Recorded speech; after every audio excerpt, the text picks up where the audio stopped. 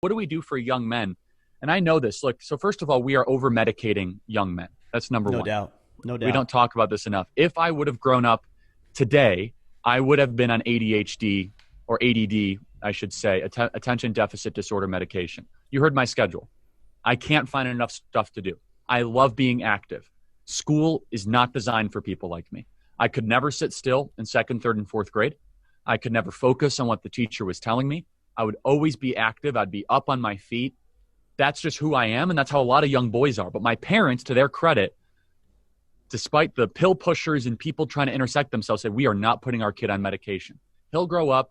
He'll find his voice. He'll be fine. That was the best thing they could have done for me. Whereas now, someone like me, you know what should worry everyone?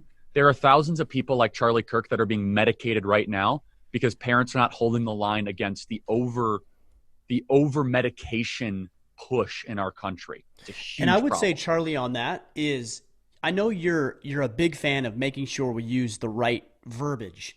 And so you're saying over medication, and technically that's true, but I would say it's more over sedation. Yeah, so yeah, you're right. Sedation's absolutely a better term. And look, if someone has a legitimate medical condition unrelated to their capacity to not focus, but what happens is the entire school system's been feminized. It's designed for women, by women, to be taught by women and for women. That's fine. Women are much more agreeable than men, and boys in particular are incredibly disagreeable. They can't sit still. They need to be involved in the learning process. That's why recess is important for young boys and not as important for young women. And so young women are thriving in our country. And in fact, I would make the argument that every metric that they're thriving at it's actually in some ways at the expense at times of men. And that I'm not saying that women are the problem, but the fact when 60% of college graduates are now women, that's not that there's no equilibrium there. And that comes at some expense because the school system has been so hyper-feminized, where young women are more than willing to sit and go through an entire class without moving. A fourth grader, a young boy, forget it. That's not what for 2 hours. That's asking a lot out of a young boy. I can't even do that as an almost 40-year-old man at this point. Yeah, so what do we do for young boys? Let me just kind of go back. So we're overly sedating them. We're hyper-feminizing their learning environment. And also the way that we educate them just through the curriculum is absolute garbage. Young boys from a young age are being taught that men are the enemy and women are good, and you must make yourself more feminine in nature. This is garbage. It's nonsense. It's foolish. For example, the literature that we teach young boys that they have to read, they don't want to read Little House on the Prairie. They would rather read a biography about Teddy Roosevelt. And so biographies are the best way to get young boys' attention. Why? Because young boys want somebody to emulate. They want a hero. They want to resonate with that. Why does Little House on the Prairie resonate with young women?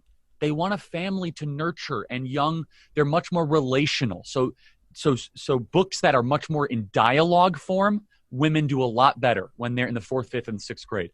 Much more the adventure form, young boys do a lot better. That's why Mark Twain was such an incredibly important author for the formation and the hero spirit for our country. We don't teach that anymore because they used a word they don't like. I mean, just grow up. And so that's the other thing. And then finally, if I had to put like third, the first being sedation, second hyperfemination of our school / curriculum. The third thing is that we do not challenge young men for their call to adventure. Young men need to be challenged. And I mean this. This is why football is such an important part of our country, and they're trying to destroy that too. I don't think football is for everyone, but it was important for me. I could tell you in my life, when I was an 8th grader, football really made me grow up very quickly. Saying yes, sir, no, sir, to a strong male figure that made you be on the line at the exact time. Being able to run wind sprints, hierarchy, order, discipline. For me, football really got me in the line. For all that distracted energy that I had in the classroom, I had meaning, I had fulfillment, I had camaraderie. And you know what? The physical combativeness, I loved that, right? I loved being able to get out and have the blood flowing and testosterone. That was awesome. And again, it's not for everybody. I fully recognize that. But I can tell you it made me a more complete and fuller human being. And so we don't do that kind of call to adventure as much anymore. And outside of the football analogy, we need to be challenging 16-year-olds to take responsibility for their life. Here's how you treat women. Here's how you talk. Here's how you communicate. Here's how you sit up straight with your shoulders back. You look clearly in people's eyes.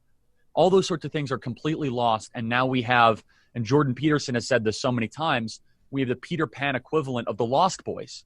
We have tens of millions of fully mature infants or males that are not men, that have no responsibility. They own nothing. They're full of substances. They're overweight. They have no direction. And they're cowards. And I can go into that further as to why that's obviously a problem. I think it's pretty self-evident.